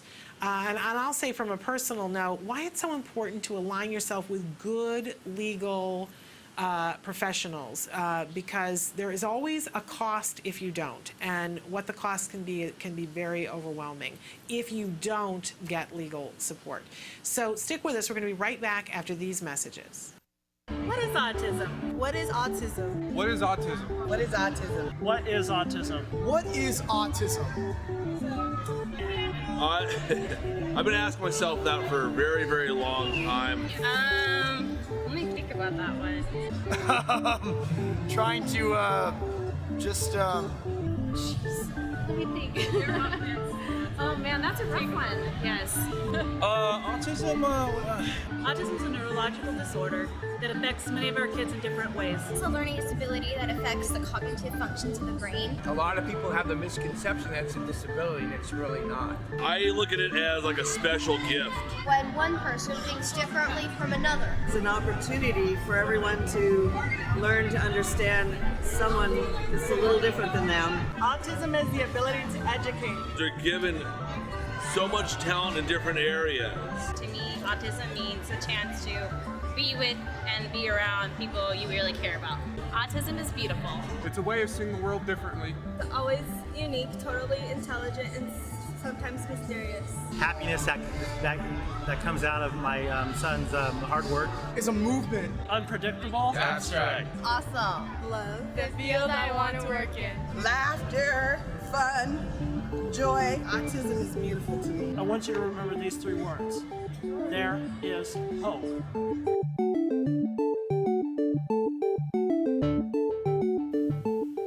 Welcome back. We are on the phone. We have via Skype Devon Rios Barellano. Did I get it that time? You got it. Oh my goodness, because I slaughtered her name every other time I've said it. But she is with us. Devon is a wonderful special education attorney, and the name of your law firm is the same as your name, correct? Devon Rios Barellano? Exactly. Okay. So, and we've been talking about the fact that she has given her time graciously for an event that is being co-sponsored by Autism Society of Greater Long Beach and San Gabriel Valley for a workshop on what parents need to know about negotiating. And as she said before the break, it's kind of a given that anytime you are working on an IEP with a child, at some point, whether it's this year or next year or every year, there is going to be a place where what you want for your child and what the school is offering are not going to match. It can be a stressful time, and I think a lot of parents, myself included, it's sort of a cold slap after everything we've been through with our child getting diagnosed and trying to figure out services at home, to then have to be in a disagreement with the school district, and you can feel like you're really alone and that it's uncharted territory. But you have some advice that you're going to be giving on the night of this workshop to help people to navigate through this. And I know that one of the things that both of us feel pretty passionately about is that it's really important to not do it on your own. Maybe you could speak a little to that. Exactly. So it's a very stressful and above all personal situation. Nobody loves your child or knows your child the way you do. And in those cases, when you're wrapped up in that much emotion, it becomes very, very difficult to objectively obtain what you want for your child's education when you're going about it on your own. So at minimum, you need a sounding board of someone that is objective and has a legal background that can support you through the process if you're going to attempt to negotiate on your own. Ultimately, it's advisable that you do it through representation from an attorney that's versed and well experienced in special education law. But absent that, I absolutely think it's the gold standard and best practice to have a support system that includes legal counsel to guide you through the process and objectively evaluate your options. Yeah, and it really having is that personal. relationship is important. It really is personal because, our kids are all different, but on top of that, the funding at our school districts is different, and what our kids get offered is vastly different. And I think a lot of times parents, you enter into this IEP and it feels like you've come in midway in a conversation that everybody else knows something that you don't know. And a lot of times it's not inaccurate to feel that way because there is a way that a school district functions. And I think as attorneys, you guys get to know that in a way that the parents don't get to know. And it can save a lot of time and heartache, in my experience, if you talk to somebody who's already had dealings with that school district to know, this is what this school district will do, this is what their default is, this is what they're capable of, instead of trying to figure it out on your own through the grapevine. It can be very exhausting. Exactly. It takes a huge emotional toll. And you can get good results on your own. That's not to say that you can't, but it's exhausting and it's challenging. And having that objectivity, be it directly supporting you and representing you on the front line, or consulting with you about what might be some good options and how you can strategize on the back end. Having that sounding board is absolutely invaluable and worth the investment. Yeah. One of the things that you have on your list that I think is key right here that you're going to be talking about at the meeting is to learn about common clauses in settlement agreements and what they mean. And I feel like this is a huge pitfall for families that, you know, we get slid a piece of paper and we know, if anybody who's watching this show, you should know by now, don't sign anything right there. I preach it all the time. But even when you go home and you have a dictionary and you are reading the phrase, sometimes you don't know what the implication of it means. And I've heard all too often about parents signing a piece of paper, not fully understanding what it means until a week later or a month later and finding out, oh no, what have I done? Right. And then it's, you know, it feels like it's too late. And in many cases, once you put your name on that dotted line, it's very challenging to redo it and to take it back. It's definitely something I've seen an increase of, folks coming into my office and having already done a settlement agreement on their own and not understanding what they've given up as a result of that settlement agreement. Those are very heartbreaking situations to be in, definitely. So understanding what you're giving in exchange for what you're requesting is huge. And sometimes it might be worth it, sometimes it won't. But sound legal counsel will let you know, is what you're getting worth what you're giving up? Yeah. And I think about it, I think there's only two reasons why families are reticent to bring in legal help. So maybe we could address both of those things. The first being that they're concerned, there's this rumor that I think school districts have spread, effectively I would add, that if you lawyer up, that then the school district will mount an equal and even campaign where they wouldn't have before. And I think it's such bad advice when parents say to other parents, oh, don't get a lawyer, because then all of a sudden the school district is going to think it's a big fight and they'll fight harder. I have not found that to be true, and I'm sure you have not found that to be true. Right. It's your right, and it's your right to assert it. And these are your relationships. So you definitely want to conduct yourself in IEP meetings as if your child was in the room, and always be respectful and polite to people. Resolving a dispute doesn't mean that it has to get ugly necessarily. Yeah. It's all in the way you carry yourself, the counsel that you select, how they represent you. It doesn't have to be ugly. It can be complicated, and there's certainly going to be differences of opinion, but that doesn't equate with it being this ugly nightmare process. Yeah. You can do things respectfully and agree to disagree as adults. And yes, you know, districts are represented by attorneys with the same expertise, but that doesn't mean that you shouldn't advocate. At the end of the day, you want to be able to achieve the result, and sometimes it's necessary. Yeah, I agree.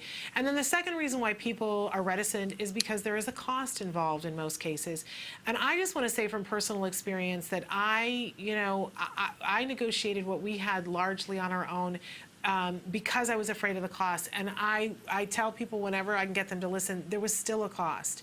And I became ill through the process because I was so worried that I was going to mess up and wreck things for my child that I became ill. So my cost was in medical bills and in time. I know other families that chose not to spend the money on a lawyer and then found that they didn't understand a clause, signed off on things, and then had to pay for services privately. So I think it's a question of how do you want to spend the money? Do you want to spend it and make sure that you get everything in that IEP and start it early in that process, or do you want to end up spending the money and the time someplace else that isn't as productive? And I think it comes down to that. I agree. There is financial investment associated with obtaining sound legal counsel to advise you with this process. There are varying scales and different payment plans that can be worked out with different attorneys. So don't assume that you can't work out a reasonable retainer agreement with an attorney. You have to do your due diligence and interview people. But that's a discussion you can have up front. Don't let the idea of cost preclude you from having good representation and support. And it is an investment. If you might have to go through this process once or twice, and then your program is set up. And having that support and exactly the emotional toll on trying to do it without that support can be significant. And the risk that you take that you might make a mistake, and I know I certainly have made mistakes along the way, and I know other people have too, and it's devastating when you realize, oh no, I didn't know enough to know this, and now it just cost me, my family, and more importantly, my child. You know, there are very few things that are as important as our child's education, especially when they're on the autism spectrum, getting these services in place. I think that this workshop is such a wonderful idea. If you're in the Whittier area and are available on the 28th of this month, I want to encourage you. It's at 7:30 at 8635 Greenleaf in Whittier. Again, there is no child care, but it is free of cost. So, spend the money that you would have spent, on a babysitter so that you can go and get this information and have an opportunity to see Devon speak and address these different issues. And I imagine that there's probably a question and answer period as well. Is that right? Absolutely. So I think it's remarkable. But Devon, before we leave you, let's tell people how they can get a hold of you at your law office if they would like to retain your services or if they would like to talk to you about anything that we talked about here. Absolutely. So you can find me on the web. It's www.riosbarellanolaw.com. You're probably going to want to spell that for us. Rios, R-I-O-S, and then Barellano, B-A-R-E-L-L-A-N-O, law.com. Okay, great.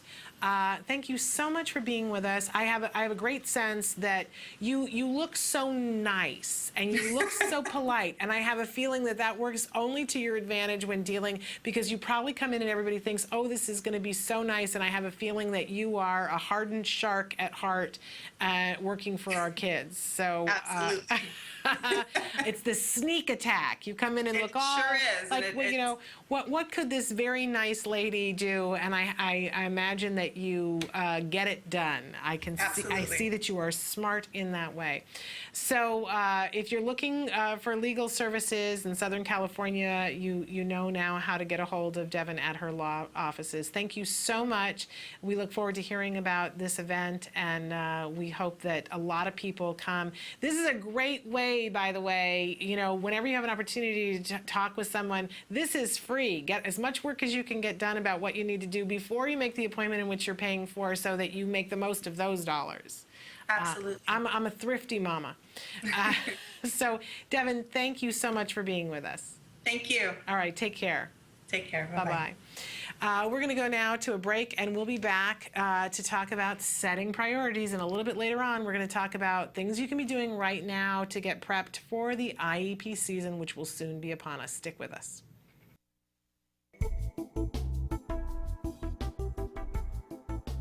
Skills is an online program that provides assessment, curriculum, positive behavior support planning for challenging behavior, and progress tracking, and it does this all in one place. The skills assessment and curriculum addresses 8 areas of development, which even includes advanced higher level areas such as executive functions and cognition, which pretty much makes skills the only ABA-based set of curricula for teaching more complex skills, things like problem solving, planning, self-management, perspective taking, and even inferring and predicting others' private events. Skills is a 4-step system. Step 1 is to add the child to your account. Step 2 is to start assessment. The skills assessment is the only ABA-based assessment with psychometric research demonstrating the language subscale to have excellent reliability. Every area of human functioning and typical child development from infancy to adolescence was researched, making the skills assessment the most comprehensive of its kind in the world, and we're quite proud of that. Skills is easy to use. Simply click Start Assessment and begin answering questions. Or simply type in a keyword, find specific activities to assess, and add activities to treatment. Step 3. Choose activities. Once you've completed the assessment, Skills selects from a pool of 4,000 activities categorized by age, level, and skill type to provide you with exactly those activities each child needs. Start by choosing a curriculum, then a lesson, and finally an activity. Click the information icon to view prerequisites. ages in which targets develop, examples, and IEP goals. Click the video icon to watch a short video. Once you've identified an activity you want to teach, adding activities to treatment is a snap. Step 4. Start treatment. Here you can access customizable activity lesson details, add your own customized targets and exemplars, and edit an activity status such as introducing or mastering it. You can even print handouts such as worksheets, tracking forms, visual aids, and other materials. Skills also offers multiple progress charts mapping curriculum progress, lesson progress, and cumulative number of activities and targets mastered over time. The Skills language curriculum is categorized by verbal behavior type so that users can identify progress for verbal operants, such as echoics, mans, tax, and interverbals. Skills is one of the only programs that provides the ability to write behavior intervention plans, or BIPs, for challenging behavior. With just a few clicks, the outline of the behavior intervention plan is written for you and ready to be printed and implemented. You can learn more about Skills today and get started by visiting us at www.skillsforautism.com, or you can call us at 877-975-4559. Skills. Progress starts here.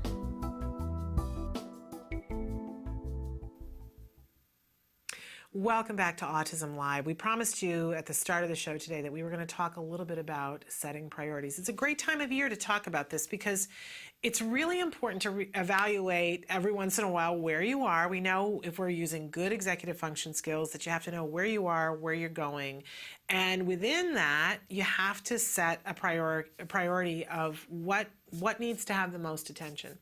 So, and keep in mind that I'm going to talk very generally about this, but you can look at your whole life this way, or you can just focus on autism this way. I will be honest and tell on myself that I was, when Jem was little and we were first diagnosed with autism, I got the urgency of it. That was one thing that I got. And I was very good at setting the priorities for autism and saying, this is where this has to come in. I'm not as good as setting the priorities with the rest of my life. I'm just keeping it real here. So this is as much for me as it is for you. But it's the same, and I should be good at the rest of it because it's the same set of skills. And what you need to start with is to know where you are. So you have to assess what's in my plus column and what's in my negative column. Where are you in space? That's the first thing that you got to check. And this is true with absolutely anything. So if you're thinking of how do I move forward and set a priority with working with my child who's on the autism spectrum, start with an assessment and figure out what your child has going for them. Like, does your child make great eye contact? Are they incredibly social? That's great. That doesn't mean that they don't have outstanding features of autism that need to be worked on, that need to be a priority, right? But you need to know if you've got eye contact and your child is social and that's, something that he enjoys doing, then you're going to use those two things to your strength, and maybe you're going to put them in an environment that helps them be around other children because they find that reinforcing because they're social. On the flip side of that, you may have a child that's making no eye contact and isn't social at all and gets terrified and has tantrums when they're in a social situation. So we're not going to throw them into the deep end of the pool. What this child has as an asset is maybe they love reading. And so we're going to capitalize on reading about other kids to get them to the point where they are, interested in other kids, because we took that strength and took the strength and pointed it at whatever the weakness is. So, it's so essential to know where you are in space and time. And we're going to talk a little bit later on about, how we can, if we're dealing with autism, how we can assess where a child is. But think about this with your whole life too. If you are sitting there and saying, well, I need to set a priority for our family. We have something in our family that we call the manifesto, which is like, it's the be all end all. It all comes down to that. And if we're having trouble figuring out, well, is this more important or is this more important? We go back to the manifesto. And every once in a while, we reevaluate the manifesto and go, hey, what's the most important thing here? You know, when our son was diagnosed with autism, there were 2 things on the manifesto. And the 2 things on the manifesto were, and by the way, you make mistakes on the manifesto from time to time and you have to amend it. Be willing to amend it. But the 2 things that were on our manifesto were making sure that my husband was gainfully employed so that we could keep things running. And our second manifesto was that it was part of the manifesto was my job to do everything I could to get him all the services that we could, like fighting all the legal battles, like, you know, everything, like taking care of diet, all of those things. Now, as I just shared earlier, I then got sick as a result of that. So then we had to amend the manifesto and say, you know, Shannon has to stay healthy, right? So know that you're setting priorities. You're evaluating as you go along and go, oh, wait a second, that's important too. But you got to know where you are. You have to know what's in your plus column. You have to know what's working against you. You know, if you don't have the resources to be able to go to the workshop where you're going to get the information that's going to help you, then you might have to reevaluate and say, wait a second, we have to be able to get a babysitter first before we can go get the information that helps us. You know, it comes down to that kind of a thing.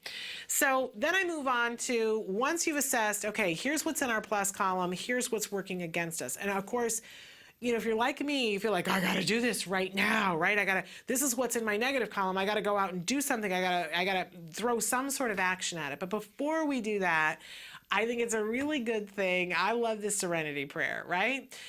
Grant me the serenity to accept the things I cannot change. Now, right there, it reminds us that there is stuff, as hard as it may be to believe, there is stuff that you cannot change. And you want the serenity of understanding there's some things I cannot change. The courage to change the things I can and the wisdom to know the difference. You know, when you're looking at a situation and you're looking at that negative column, because I guarantee you, once you get those negatives written down, you're going to feel the pressure of it and feel like, oh, I got to do something. But then you got to sort that negative column into what really can I change and really what is absolutely not in my control. That you may put in that negative column that your school is, you know, that one of the officials at your school doesn't get it, won't give you the services, wants to fight you, whatever. Then you got to evaluate how much of that am I realistically going to be able to change? Because you can't change their opinion, right? Really, you can't. You can try to educate them, right? But whether they get it, it's not up to you, right? A certain amount of it is up to them. And if you go into it with that knowledge, it lets some of the steam out. And then you can put your priorities. You can set your priorities on what you actually can affect change on. Like maybe if you're in such a battle with this school and they won't see it, maybe it's time to look at other schools. That is a possibility. It's not always realistic, but maybe that's something that you want to think about. But being cognizant and smart enough to recognize the difference between those two is the difference between being healthy and getting something done and doing what I did, which is getting sick over it, like, you know, because you're tilting at windmills. We don't want to spend time doing that. If we set priorities, we're setting priorities to be effective. That's the whole reason to set a priority. Okay, so moving on, here are some questions that you can ask yourself. Once you've narrowed it down and you say, okay, I have some control over this column of stuff that was in my negative column. But before you set the priority of what you're going to do about it, here are some questions that will help you to hone in on what to do first.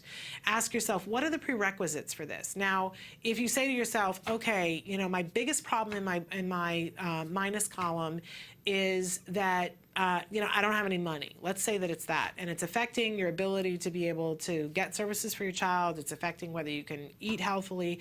It's affecting whether you can keep a roof over your head. You know, what are the prerequisites you have to have in place in order to get a job or in order to get money, you know? And for each person, it's going to be something different. Do you need to go back to school to be able to get a skill so that you know, that's a huge prerequisite. But you know, if you know that's what you need to do, then you do it. when we talk about a skill for our children, let's say that we, the huge prerequisite is that we want to get our kids potty trained, because there's a whole bunch of things that are going to come after the potty training, right? So we've said, okay, well, I want my child to go to preschool. Oh, prerequisite is they have to be potty trained. Oh, what do I have to do in order for them to be potty trained? I have to be able to clear at least 2 days off of my schedule so that I have the time to train them. So knowing what has to come first. And in order to clear my schedule, I have to get somebody who can do X, Y, or Z, right? So that's where we have to start.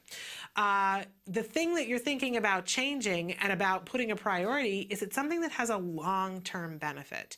Because if it does, it would justify the time that it takes to do the prerequisites to get it done.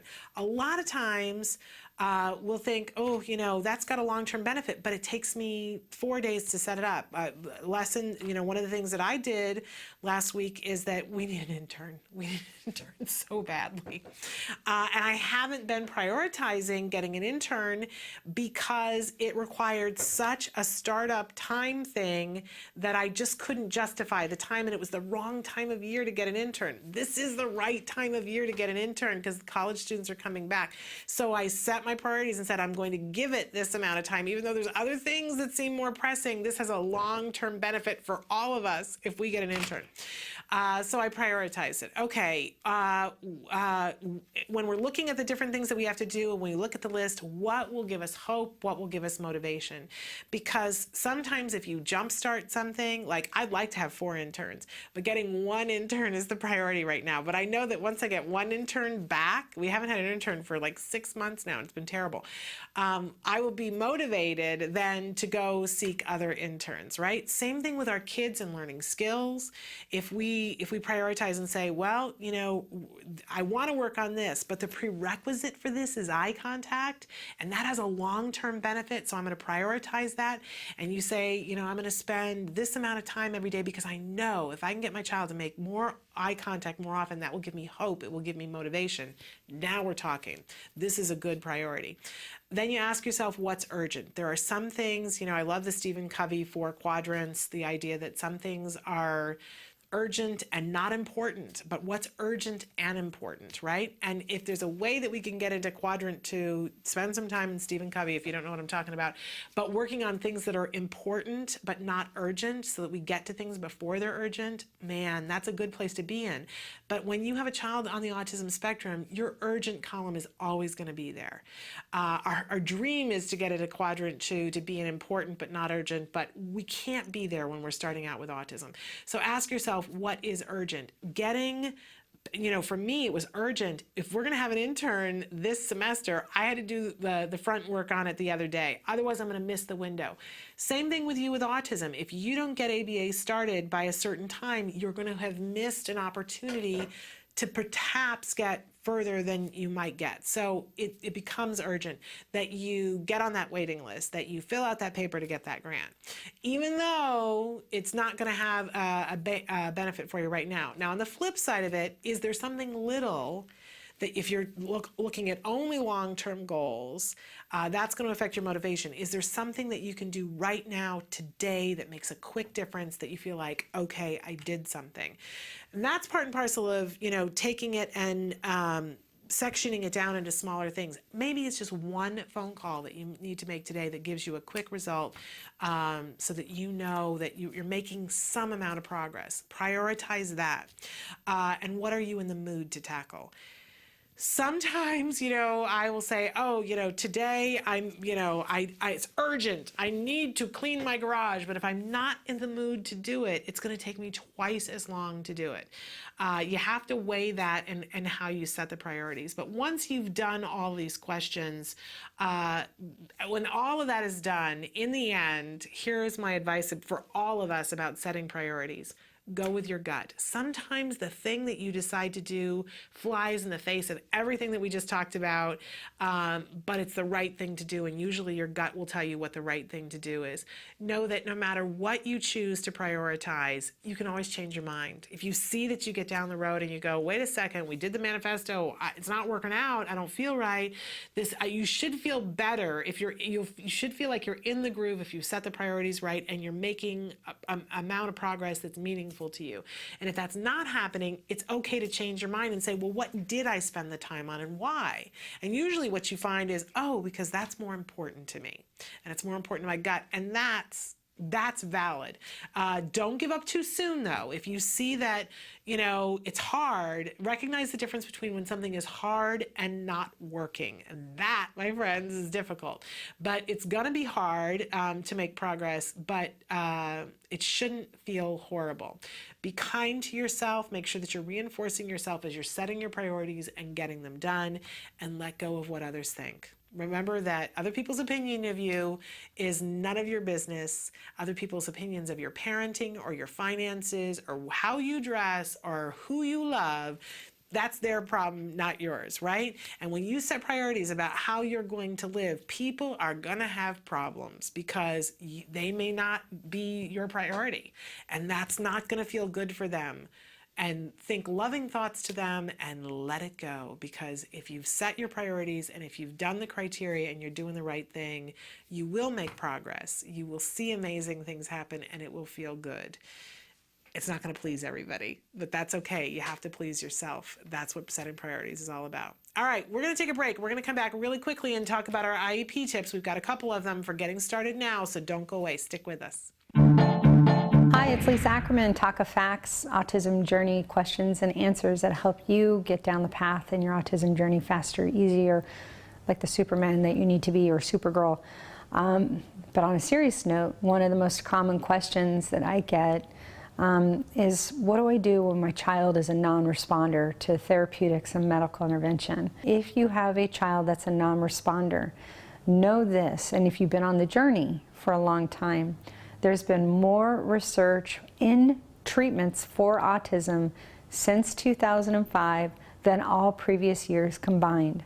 So my first recommendation for a kid, for a family that has a kid with a non-responding issue to treatments, therapies, and medical intervention, is to reevaluate the treatments that are available. Start with the basics. Go back and revisit a MAPS doctor.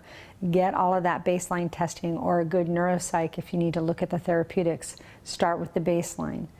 The second thing families need to know when they are dealing with a child that has non-responder issues is really, you're going to have to scale up. And I mean scale up the time you're spending with your resources to figure out and really become the Sherlock Holmes to understanding what is going on, what is impeding progress, why aren't things moving forward. You really need to make sure that you have a current MRI and a current EEG. Those two tests are so extremely valuable. Often they will provide clues as to what is going on and what treatments that really could help your child make the best progress they can make. Hey, there's another frequently asked question. Wish I had my magic fairy wand so everybody was a responder. It's in the shop. Maybe I'll get it next time when we get together and talk about Talk of Facts. We'll see you soon. Welcome back to Autism Live. We're talking really quickly about prepping now for IEPs. Talking about your Stephen Covey quadrant 2. If we could possibly get into a place where we're working on things that are important but not urgent, this is a perfect example of this, because hopefully most of you are not yet in your IEP season, but it's coming up, and it's coming up quickly. And if you could do anything now to prep yourself to be ready so that it doesn't become urgent, at any point, then wouldn't that be fabulous? So, and we just talked about setting priorities and about knowing where you are in space and time. So that's the first step that we have to do. Let's apply that to getting ready for IEPs. And for IEPs, that means assessments. We have to know exactly where this child is in space and time with their skills, as opposed to where they were before and where we want to go. So we start with assessments. Now, there are lots of different things to consider when doing assessments, but you want to be involved in the assessment process. Now, each child is different, each school district is different, each person's bank account is different, and each person's time bank is different. So I've listed the 4 main ways in which I embrace assessment and that are available to people in a really easy way. Now, you can go out and get a professional assessment, but you would need to make the appointment right now, and you might not make it because most assessment centers, it's usually for a really good assessment center like the CARD Assessment Center, it's at least a 2 to 3 week waiting period to get the assessment appointment. Then you do the assessment over a couple of days, and then it's going to take 2 to 3 weeks to get the report and the recommendations that come with it. So do the math on that, and we're into IEP season already. So if you want a professional assessment, you can do that. People have been writing in by the score asking me, who do I recommend for assessments? If you're close enough to a CARD assessment center, and you can find out by going to centerforautism.com, I highly recommend them. They will do it professionally. They will do it quicker than anybody else that I'm aware of. It is not without cost, and that's something that you have to weigh. You might be able to get it paid for by someone else, a funding source, but know that before you commit to it because it can be costly, right? I like to keep it real. You may not need that, depending on where you are in your journey. Not everyone needs to pay for a full professional bore of testing, and not every child needs that. It can be very exhausting for the child. I will tell you, if you pay for professional assessment, make sure that everyone who interacts with your child and you know which tests so that they are not repeated. If that test is repeated even accidentally, it can invalidate the results that you paid for. So don't do that. Make sure that whoever does the assessment knows what testing your child has already had in the last year and in the last 5 years. Keep a record of all the tests that anybody does with your child. Make your school, if they do testing, accountable for the kinds of tests that they do so that you don't invalidate anything. Now, one of the things that I adore is that in skills, we all have the ability to assess our child ourselves. It has a really good, there's a study that was done about how effective it is and how accurate it is. It's highly effective. It will take some time on your part, but cost-effective wise, it's a great way, and you get a visual printout that shows you exactly where your child's skills are, and then it will tell you what they need to work on so it can be helpful for the IEP later on. I think if you have any time available right now, this is your best bet. You can get a 14-day free trial of skills. Go to skillsforautism.com, start taking the assessment so that you can see where your child is. It will make you a member of the team. Now, you can also talk to your ABA provider about who they recommend. They may be able to do an assessment for you for your child. And of course, your school will also want to do assessments on a triannual basis for your child. I prefer not to have my child ever pulled out of class for those assessments. You have the right to ask for that. You have the right to demand that so that your child doesn't lose instruction time while they are assessing for their reports.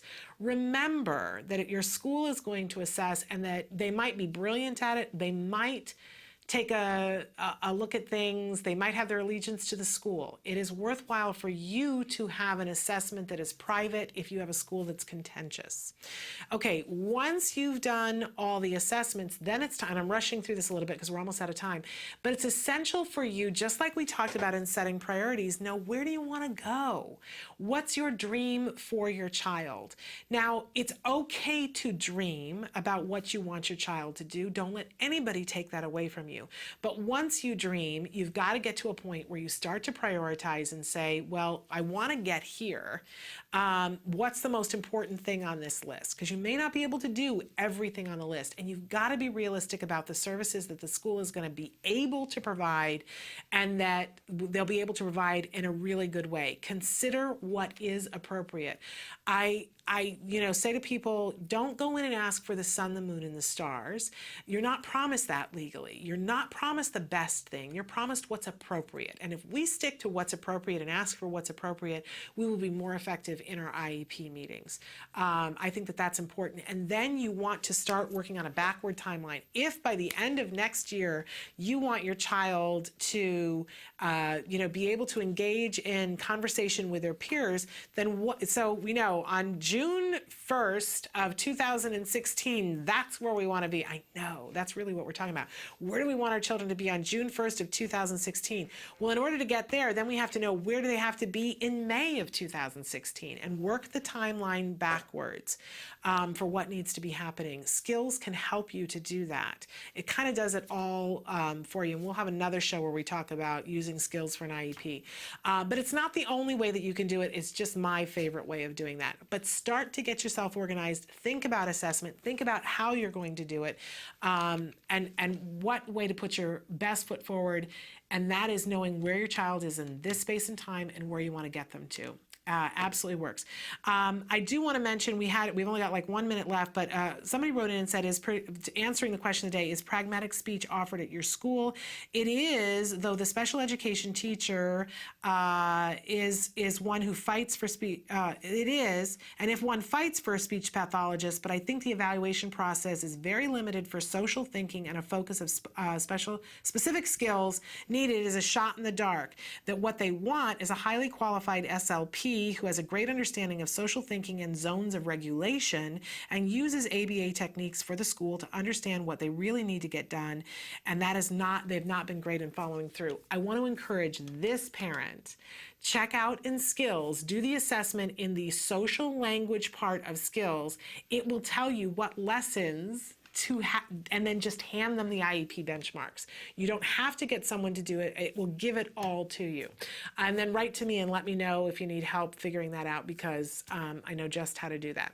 That's why I love skills. That right there is why I love skills. You can hand it to them and then they should be able to carry it out. And if they can't, then you send them to IBT. We're out of time. Tomorrow on the show, great show. We have Dr. Doreen Granpeche answering your questions. And then we have an independent filmmaker here with us for Let's Talk Autism with Shannon and Nancy, The Odd Way Home. You're going to love talking about it. Be with us tomorrow. Until then, give your kiddos a hug from me. Bye-bye for now.